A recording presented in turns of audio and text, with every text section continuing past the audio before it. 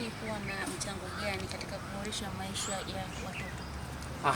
Mchango ambao tumeuweka na tumeutathmini sisi wenyewe, ndio maana tukafanya hili tukio, ni kwa ajili ya kupata vile vipaji vya wale watoto ambao wanafanya, kwa sababu watoto wanaishi katika mazingira magumu, ndugu watangazaji, ni kwamba wanakuwa wameshaathirika wengine kisaikolojia.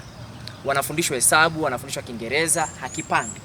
Kwa hiyo ukimpeleka uwanjani kwenye mbio, kwenye michezo na kwenye maigizo, kwenye sanaa, unakuja kutoa kwamba ni kijana mzuri, ni binti mzuri ambaye ana kipaji kizuri ambacho kinaweza kumfanya akawa mtu katika jamii. Kwa hiyo tunakwenda kuibua vipaji vya watoto wanaoishi katika mazingira magumu.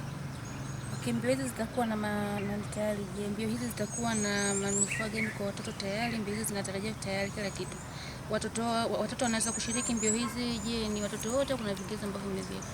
Watoto wote wanaruhusiwa. Watoto wote wanaruhusiwa, lakini tumeweka kipaumbele kwa watoto wanaotoka kwenye makao. Kwa sababu gani? Hao ndio ambao tumewalenga zaidi kwa sasa hivi.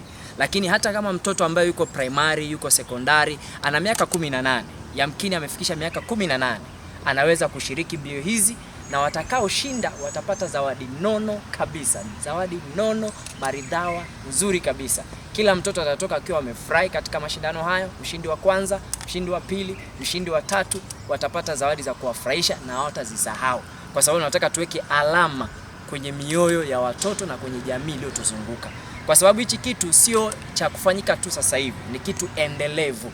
Kitafanyika hata mwakani na miaka mingine inayokuja. Vipi kwa